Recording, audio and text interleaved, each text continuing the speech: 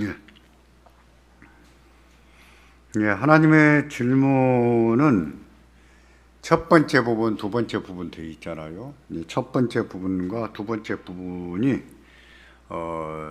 욥이 하나님에게 대답을 요구했던 것에 대한 답이에요. 다 알고 계시겠지만 설명을 더 드립니다. 그리고 그 하나님의 대답, 첫 번째 대답이 끝났을 때 욥이 뭐라고 합니까? 나는 비쳐나오니 무엇이나 죽게 대답하겠습니까? 손으로 내 입을 가릴 뿐입니다 하고 말합니다. 그동안에는 얼마나 말을 많이 했습니까? 그렇죠? 친구들이 한마디 하면 욥은 몇 마디 했어요? 두 마디 했는데 한마디는 친구들한테, 또 한마디는 하나님에게 드린 말씀에는 기도도 있지만 하나님 앞에 탄원하는 말도 있고 또 대답 좀 해보시라고 하는 말도 있고 그렇습니다. 욥이 31장에서 맹세 공식으로 대답하지 못한다면 누가 틀렸습니다? 하나님이 틀렸습니다 하는 형식으로 말을 했거든요. 그래서 이제 하나님의 대답이 나온 거예요. 하나님의 대답을 40장부터인데 40장 6절부터인데 두 번째 부분이, 우리가 40장은 지난번 시간까지 배웠고 오늘은 41장하고 다음 주나 그 다음번 앞으로 한 두 번 정도면 끝날 것 같아요. 이제 41장 1절부터 34절까지는 리워 야단을 통해서 하나님께서 대답을 하세요. 지난번에는 뭘 통해서 말씀하셨죠? 하마를 예로 들어서 네가 하마를 통제할 수 있겠느냐 이런 말씀을 하셨는데, 이번에는 리워 야단입니다. 리워 야단이 어떤 짐승인지 명확하게 알 수가 없습니다. 리워 야단이라고 하는 말은 고래나 돌고래로 번역할 수 있는 단어이기도 하고요. 또 물에 사는 공룡 이런 뜻으로도 사용을 했어요. 뿐만 아니라 고대 문헌 가운데 우가리 문헌이라고 있어요. 우가리 문헌에 보면은, 거기에 보면은 리워 야단이 어떤 동물이냐면은 머리가 7 달린 괴물. 그러니까 리워 야단이 어떤 것인지 우리로서는 충분히 알 수가 없어요. 우리가 하마로, 개역 성경에서는 하마로 번역했으니까 하마로 말하지만 개역 개정판은 하마라는 이름 대신에 히브리어 음역을 그대로 옮겨놨어요. 베호못 이렇게 옮겨놨습니다. 왜냐하면 번역은 하마라 해놨는데 이게 어떤 짐승인지 충분히 알 수 없기 때문이라. 리워 야단도 마찬가지예요. 근데 중요한 사실은 뭐냐면 베호못이나 또 리워 야단이나 인간이 통제할 수 없는 어떤 존재, 그것을 비유적으로 말씀하는 것이다 하고 이해를 하면 되겠습니다. 41장 1절부터 11절까지는 인간은 그것을 통제할 수 없다 하는 사실을 말합니다. 41장 1절부터 9절까지 먼저 볼까요? 천천히 읽겠습니다. 네가 낚시로 리워 야단을 끌어낼 수 있겠느냐? 목군으로 그 혀를 맬 수 있겠느냐? 너는 밧줄로 그 코를 꿰 수 있겠느냐? 갈고리로 그 아가미를 꿰 수 있겠느냐? 그것이 어찌 내게 계속하여 간청하겠느냐? 부드럽게 내게 말하겠느냐? 어찌 그것이 너와 계약을 맺고 너는 그를 영원히 종으로 삼겠느냐? 내가 어찌 그것을 새를 가지고 놀듯 하겠으며 내 요동들을 위하여 그것을 메어두겠느냐? 어찌 장사꾼들이 그것을 놓고 거래하겠으며 상인들이 그것을 나누어 가지겠느냐? 내가 능히 많은 창으로 그 가족을 찌르거나 작사를 그 머리에 꽂을 수 있겠느냐? 내 손을 그것을 얹어보아라. 다시는 싸울 생각을 못하리라. 참으로 잡으려는 그의 희망은 헛된 것이니라. 그것의 모습을 보기만 해도 그는 기가 꺾이리라 했습니다. 여러분 읽어보고 이해하셨어요? 예. 1절, 2절, 에서는 뭐냐면은 리오 야단을 잡을 수 있겠느냐 하는 말이에요. 낚시를 해서 잡든 코르크에서 잡든 아가미르크에서 잡든 네가 잡을 수 있겠느냐 하고 말씀한 거예요. 그 다음에 3절과 4절에서는 3, 4, 5절에서는 그것을 잘 다룰 수 있겠느냐, 길들일 수 있겠느냐 하는 얘기입니다. 3절에 보세요. 그것이 어찌 내게 계속하여 간청하겠느냐, 부드럽게 내게 말하겠느냐, 어찌 그것이 너와 계약을 맺고 너는 그를 영원히 종으로 삼겠느냐. 그러니까 리오 야단을 길들일 수가 없는 존재라 하고 말하는 것입니다. 6절과 7절에는 어부들이 그것을 잡아다가 토막쳐서 팔려고 해도 그렇게 할 수가 없는 존재라는 뜻이에요. 어찌 장사꾼들이 그것을 놓고 거래하겠으며 상인들이 그것을 나누어서 가지겠느냐? 잡을 수도 없는 존재인데 어떻게 그것을 토막쳐서 팔 수가 있겠느냐 하는 얘기입니다. 때문에 7절에 그렇게 말하죠.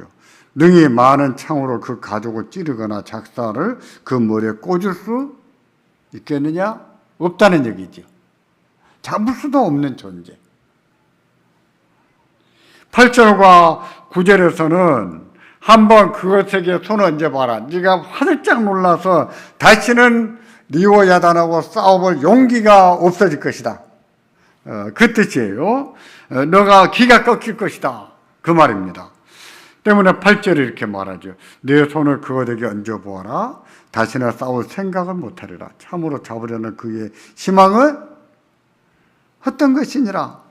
그러니까 리오 야단은 인간이 잡을 수도 없는 존재, 길들일 수도 없는 존재, 그런 존재를 말하는 겁니다. 그런데 9절까지는 이렇게 해서 이해가 돼요. 그런데 10절과 11절은 성경마다 약간의 번역의 차이가 있어요. 그래서 좀 어렵습니다. 10절, 11절을 보시죠. 아무도 그것을 격동시킬 만큼 담대하지 못하거든 누가 내게 감히 대항할 수 있겠느냐? 누가 먼저 내게 주고 나로 하여금 갚게 하겠느냐? 온 천하에 있는 것이 다 내 것이니라. 지금 누구에 대해서 얘기하다가 갑자기 누가 나타납니까? 아무도 그것을 격동시키지 못할 만큼, 격동시킬 만큼 담대하지 못하다 그래놓고요. 그 다음에 뭘 했어요? 누가 내게 감히 대항할 수 있겠느냐? 누가 나옵니까 갑자기? 하나님이 나오지요. 그러니까 리오 야단하고 하나님을 대조시킨 것이죠. 누가 하는 말씀이에요? 하나님이 하시는 말씀인데 너가 그것을 격동시킬 수가 있겠느냐? 그런 용기도 없는데 그러면서 감히 나한테 대들어? 나한테 대항해? 그 말이에요. 리오 야단을 통제할 수 없는 것만큼 누구한테도 감히 대들 수가 없어요? 하나님께도 대들 수가 없다. 자, 우리 성경을 보면 그렇게 이해를 해야 됩니다. 그렇게 이해할 수밖에 없어요. 누가 먼저 나한테 주고 나를 하여금 도로 갚게 하겠느냐? 하나님 앞에 뭘 주고 빌려드리고 하나님이 갚으세요. 누가 그럴 수 있겠느냐? 없다 그랬어요. 왜? 온 천하가 다 누구 것인데? 하나님의 것인데. 자, 개혁성경이나 개정판에서는 우리가 이렇게 이해할 수밖에 없습니다. 그러니까 리오 야단과 하나님을 대조를 해서 아무도 리오 야단을 격동시킬 만한 용기가 없는 것처럼 누구든지 감히 하나님 앞에 대항할 수가 없다. 그 얘기예요. 그런데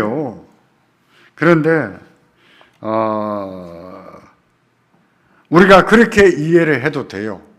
그렇게 이해도 되고 또 제가 요즘에 많이 참고하는 표준 세번역에 보면은 조금 달리 나옵니다. 성경에서 표준 세번역 성경에서는 리오 야단하고 하나님을 대조하지 않아요. 자, 전부 다 리오 야단에 대해서만 얘기를 해버립니다. 뭐라고 얘기하냐면은, 참고하세요. 41장 10절.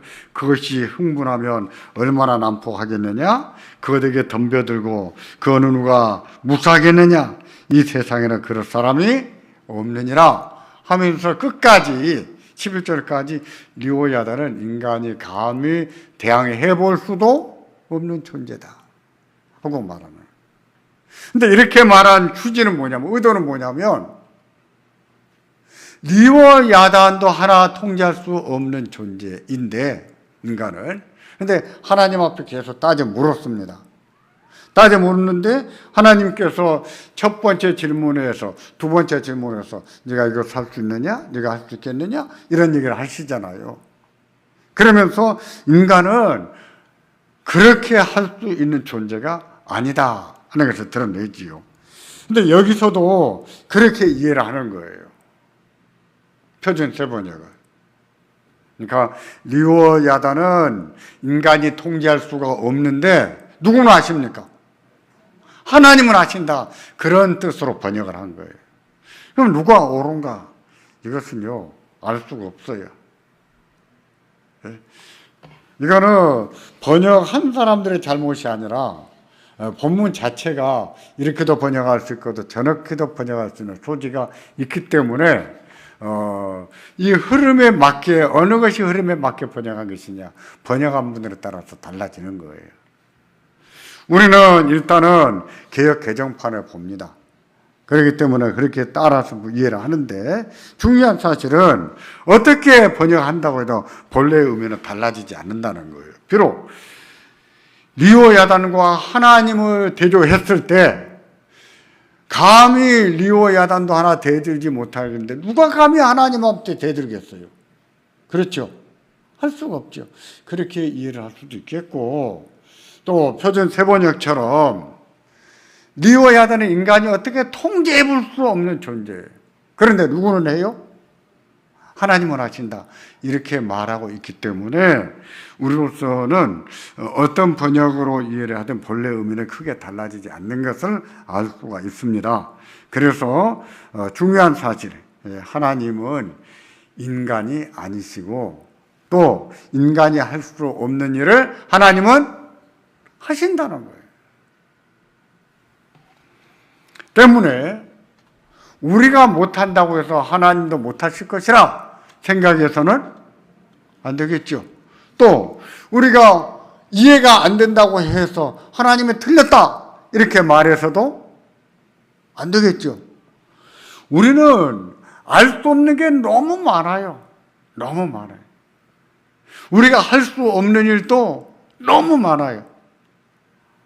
우리가 많이 아는 것 같아도 우리가 다 이해할 수 없는 일들이 얼마나 많은지 모릅니다. 세상이 그래요. 그러나 그런 세상을 다 누가 다스리십니까? 하나님이 다스리세요. 인간이 이해할 수 없는 일을 하나님이 다 다스리시고 계세요. 하나님의 질문에서는 이에 대해서 말씀하는 겁니다. 12절부터 34절까지 마지막 절까지인데요. 여기서는 리오 야단의 신체 부분을 예로 들어서 리오 야단이 얼마나 강력한 존재인가를 말합니다. 먼저 12절부터 17절까지는 리오 야단의 가죽과 턱과 또 이틀, 잇몸이죠. 또 비늘을 예로 들어서 설명합니다. 12절 같이 보겠습니다. 내가 그것의 지체와 그것의 큰 용맹과 늠름한 체구에 대하여 잠잠하지 아니하리라. 누가 그것의 겉가죽을 벗기겠으며 그것에게 겹체가를 물릴 수 있겠느냐? 14절에 누가 그것의 턱을 벌릴 수 있겠느냐? 그의 둥근 이틀을 심히 두렵구나. 그의 즐비한 비늘은 그의 자랑이로다. 튼튼하게 봉인하듯이 닫혀 있구나. 그것들이 서로 달라붙어 있어 바람이 그 사이로 지나가지 못하는구나.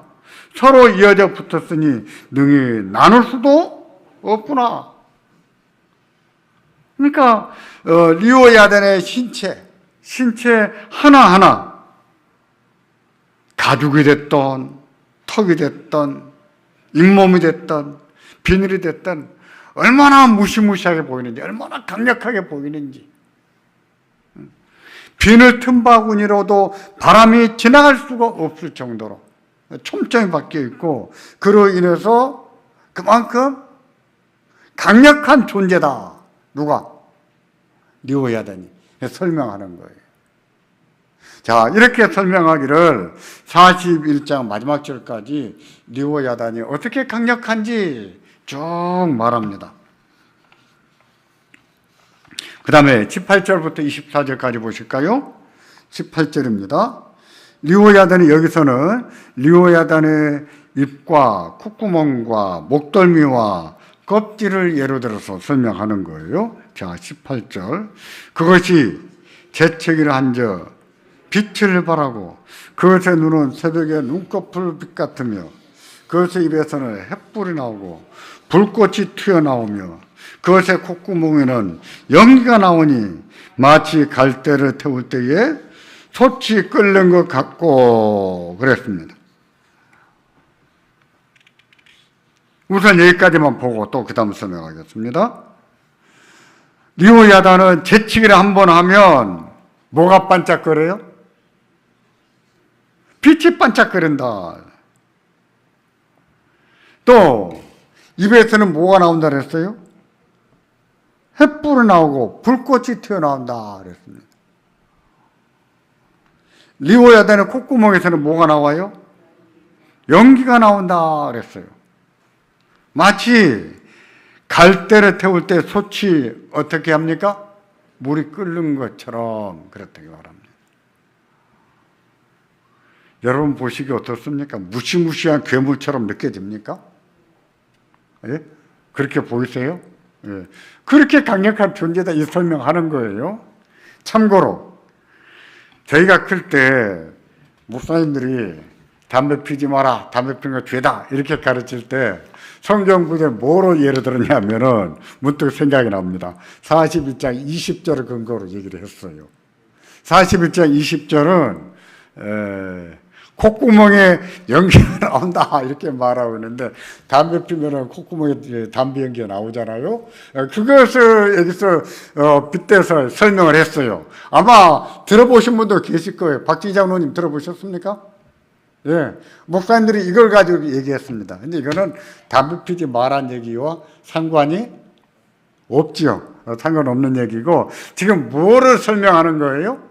리오야단은 얼마나 무시무시하게 생겼는가를 말하고 있는. 예, 결과적으로 얘기하고 싶은 것은 뭐예요? 리오야단은 인간이 어떻게 이해하거나 통제하거나 붙잡을 수도 없는 존재. 근데 그걸 누가 만드셨어요? 하나님 만드셨고, 누구는 통제를 해요? 하나님은 통제하십니다. 중요한 사실은 그거예요. 맞아 보겠습니다. 21절부터 24절까지.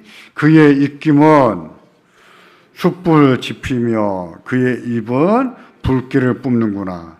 그것의 입은 그의 목덜미에 있으니 그 앞에서는 절망만 감돌 뿐이구나. 그것의 살껍질은 서로 밀착되어 탄탄하며 움직이지 않는구나. 그것의 가슴은 돌처럼 튼튼하며 맷돌 아래짝같이 튼튼하구나. 가슴은 뭐같이 단단해요? 맷돌 아래짝같이 단단하다 그랬어요. 맷돌도 맷돌 나름입니다.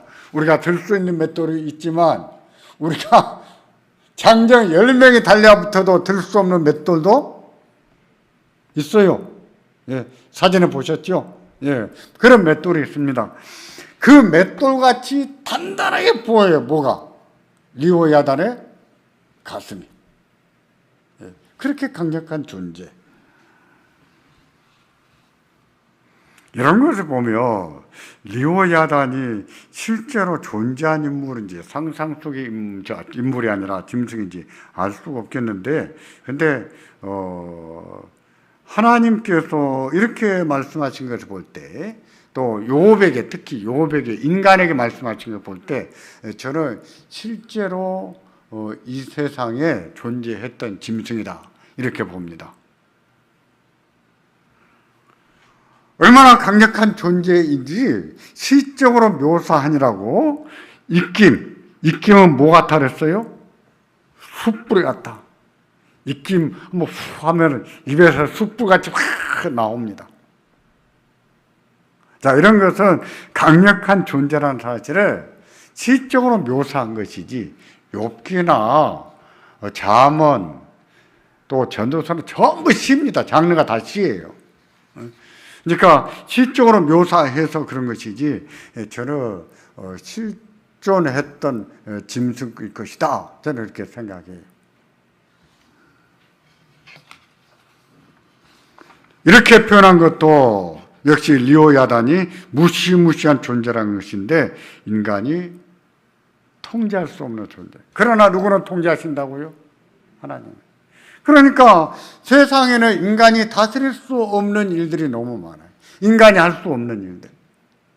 저는 이스라엘과 하마스 전쟁을 보며 들었습니다.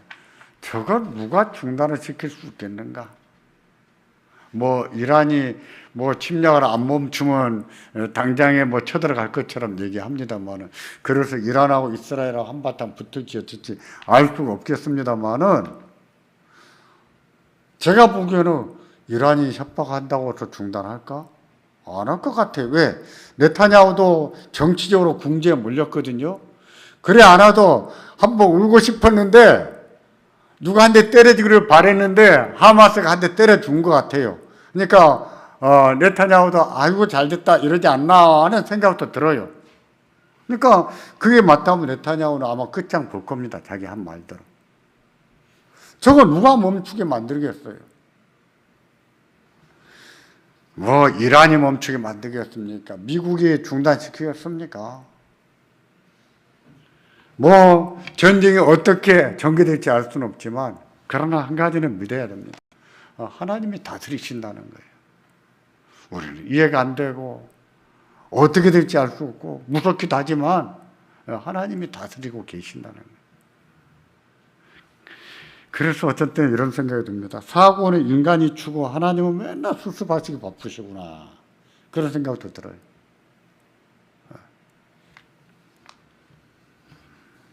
(25절부터 29절까지입니다) 여기에서는 사람이 칼과 창과 화살과 몽둥이로 잡아보려고 해도 잡을 수 없는 존재가 누구예요?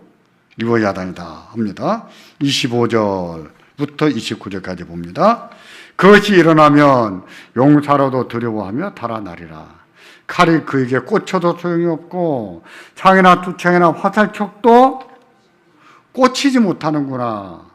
그것이 쇠를 지푸라기같이 노를 썩은 나무같이 여기니 화살이라도 그것을 물리치지 못하겠고 물맷돌도 그것에게는 겨같이 되는구나. 그것은 몽둥이도 지푸라기같이 여기고 창이 날아오는 소리를 우습게 여기며. 그러니까 인간의 어떤 무기로도 붙잡을 수 없는 존재, 해볼 수 없는 존재, 리오야다. 그만큼 강력한 존재. 근데 욥기에서 이걸 통해서 말하고 싶은 것은 뭐라고요?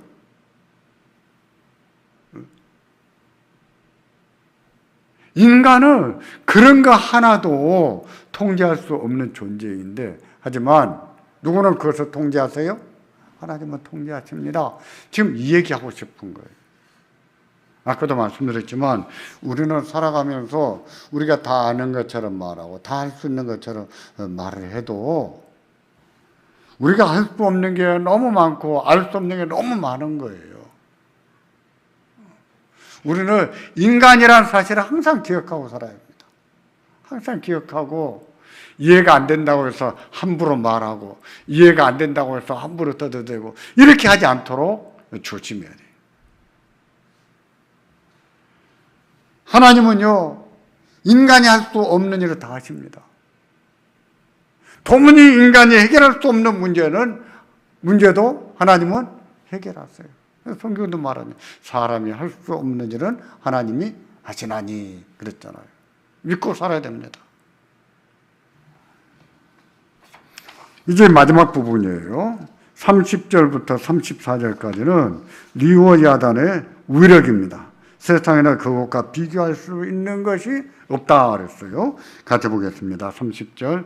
그것의 아래쪽에는 날카로운 토기 조각 같은 것이 달려있고 그것이 지나갈 때는 진흙바닥에 도리깨로 친 자국이 남기는구나. 깊은 물을 솥에 물이 끓음 같게 하며 바다를 기름병같이 다루는도다. 그것의 뒤에서 빛나는 물줄기가 나오니 그는 깊은 바다를 백발로 만드는구나.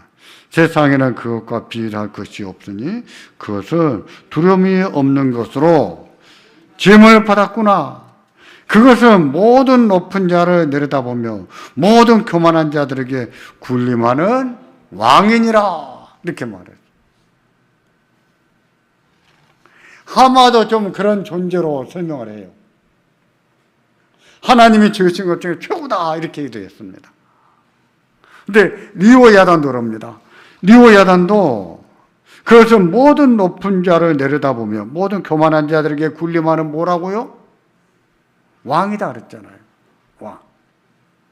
그렇게 강력한 존재예요. 보세요. 그것이 아래쪽에는 날카로운 토기 조각 같은 것이 달려있고 그것이 지나갈 때는 진흙바닥에 도리깨를 친 자국이 남는다. 그러니까 발걸음하고 지나가고 나면 땅이 패일 정도다 이런 얘기죠.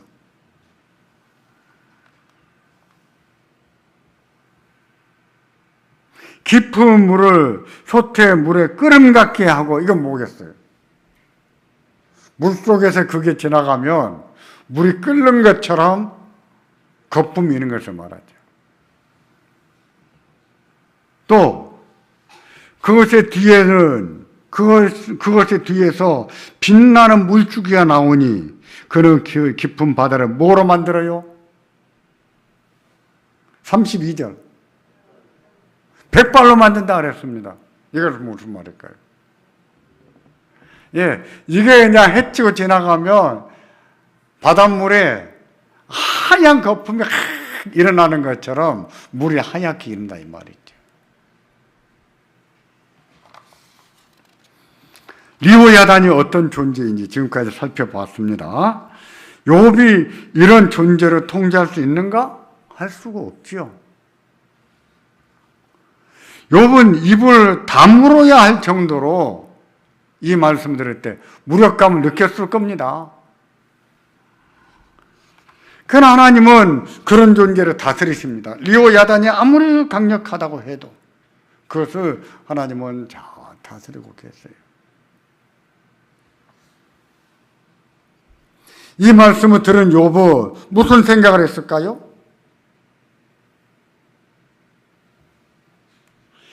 자신이 한없이 작아졌을 것입니다. 자신이 얼마나 초라한 존재인지 알았을 거예요. 첫 번째 질문이 끝났을 때, 첫 번째 대답이 끝났을 때도 내가 무슨 말을 다 하겠습니까? 입이 있어도 입을 막을 뿐입니다. 이렇게 말하지 않았어요. 그동안에 다 아는 것처럼 말했던 것이 막 부끄럽게 느껴진 것이죠. 여기서도 마찬가지.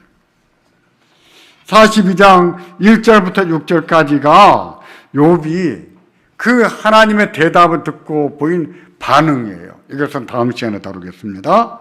자기는 어리석었다 이렇게 말합니다. 어리석었다. 그리고 하나님이 어떤 분이신지 이제 알았다고 말합니다. 그때 하는 말이 뭐예요? 하나님에 대해서 전에는 뭐로 듣더니만 귀로만 듣더니 이제는 눈으로 봅니다 이렇게 말했어요. 귀로 듣는 것과 눈으로 보는 것은 뭐가 다릅니까? 우리는 하나님을 눈으로 봅니까? 귀로 듣습니까? 귀로 듣지요. 말씀을 들었잖아요. 귀로 듣잖아요. 그래서 이 말씀을 그렇게 적용할 수 있는 것일까요? 아니죠. 우리는 하나님 말씀을 귀로 들어요. 그리고 성령 하나님이 들은 말씀을 깨닫게 하심으로 우리 마음속에 믿음이 작용하게 하십니다. 그런데 여기에서 이제는 눈으로 본다 하는 말은 하나님의 존재에 대해서 그 실제성을 느끼는 것을 말하는 것이죠. 다음 시간에 보겠지만 한번 같이 보실까요? 42장 1절부터 6절까지입니다. 욥이 두 번째 대답을 듣고 나서 한 말이에요. 42장 1절부터 6절입니다. 욥이 같이 보세요. 욥이 여호와께 대답하여 이르되 주께서는 못하실 일이 없사오며 무슨 계획이든지 못 이룰 것이 없는 줄 아오니 무지한 말로 이치를 가리는 자가 누구니까? 나는 깨닫지도 못한 일을 말하였고 스스로 알 수도 없고 헤아리기도 어려운 일을 말하였나이다. 내가 말하겠사오니 주는 들으시고 내가 주께 묻겠사오니 주여 내게 알게 하옵소서. 내가 주께 대하여 귀로 듣기만 하였사오나 이제는 눈으로 주를 배웁나이다. 그러므로 내가 스스로 거두어 드리고 티끌과 제 가운데서 회개하나이다. 그러니까 하나님 말씀을 듣고 난 뒤에 자기가 그동안에 했던 말이 스스로 걷어들일 수밖에 없다는 얘기죠. 많은 말 했지만 근데 하나 정리해 보세요. 이제 다시 한번 생각해 보십시오. 욥이 왜 하나님 앞에 질문을 쏟아냈습니까? 내가 정직하게 살았는데 왜 이런 일을 당해야 됩니까? 내가 믿음으로 살고 의롭게 살았는데 내게 왜 이러십니까? 이거였잖아요. 대답 좀 해보세요. 이거였잖아요. 결국 하나님의 대답을 통해서 욥이 깨달은 것은 뭐예요? 뭘까요? 네가 뭐 때문에 당했다 이걸 알았습니까? 욥기는 그것을 말하지 않아요. 욥이 왜 그런 일을 당했는지 하나님은 그걸 설명하지 않았어요. 하나님은요, 욥기의 이 대답 부분, 이 첫 번째 부분, 두 번째 부분 대답을 통해서 욥이 하나님의 보응 원리를, 하나님의 통치를 부정했고 하나님은 불의한 분이시다 하고 말했잖아요. 거기에 대해서 하나님은 하나님이시다라고 말씀하신 거거든요. 결국 욥은 하나님 앞에서 나는 뭐구나, 인간이구나, 아무리 정직하게 살아도 그런 일이 오면 당할 수밖에 없는 인간이구나, 그런 일이 일어나면 겪을 수밖에 없는 인구나, 그 깨달은 것이죠. 인간이 그런 존재입니다. 아무리 정직하게 살고 아무리 어렵게 살아도 재앙이 오면 피할 수가 없어요. 겪고 살 수밖에 없어요. 인간은 그렇게 사는 겁니다. 중요한 사실은 그런 세상이지만, 나는 이해 안 되고 나는 힘들고 나는 억울하지만 그런 세상이지만 하나님이 그런 세상을 잘 다스리고 계시는 것을 믿어야 합니다. 그게 믿음이죠.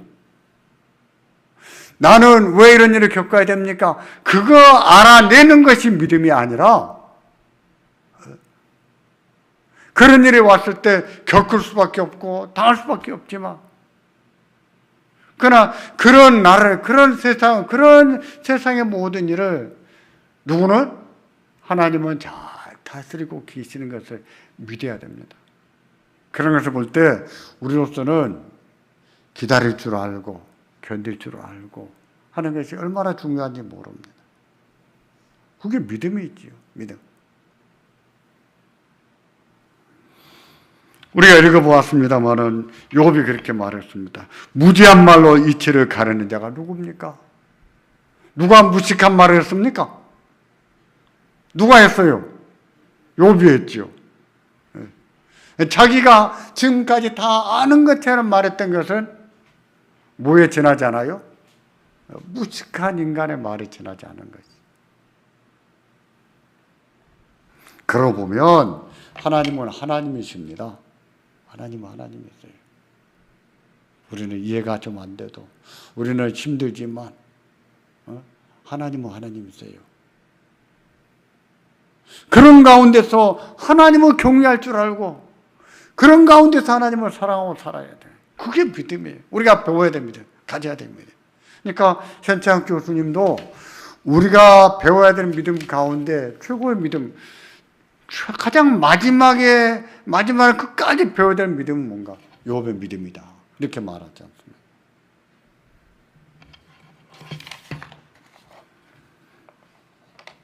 우리도요, 인간이 그런 존재라는 것을 알아야 됩니다. 우리가 아는 것이 많고 또 할 수 있는 것이 많아도 인간은 유한하다는 거예요. 한계가 있다. 명백한 한계가 있습니다. 결코 다 할 수 없고 결코 다 할 수가 없어요. 전 요즘 이게 영화 제목 같은데 전 그 말 듣기 싫어서 잘 안 씁니다만은 안 쓰고 싶은데 우리가 그런 실수를 범할 수 있어요. 그때는 옳았고 지금은 틀렸다. 이런 말. 예? 우리가 그럴 수 있어요. 그때는 옳은 것처럼 말했는데 지나고 보니까 틀렸어요. 우리는 그런 잘못을 범할 수 있습니다. 언제든지. 인간이 그런 존재밖에 안 돼요. 그러니까 조심해야 됩니다. 겸손해야 돼요. 살다 보면 이해할 수 없는 일이 많고 말도 안 된다고 생각하는 일이 있어도 그런 세상 가운데 하나님이 계시고 하나님이 잘 다스리고 계시는 것을 믿고 살기를 바랍니다. 우선은 힘들어도 기도하면서 인내하면서 견디고 또 하나님이 이 모든 것을 다 바로잡으실 때가 있다 하는 소망을 품고 사는 우리가 되기를 주의 이름으로 기원합니다. 기도하겠습니다.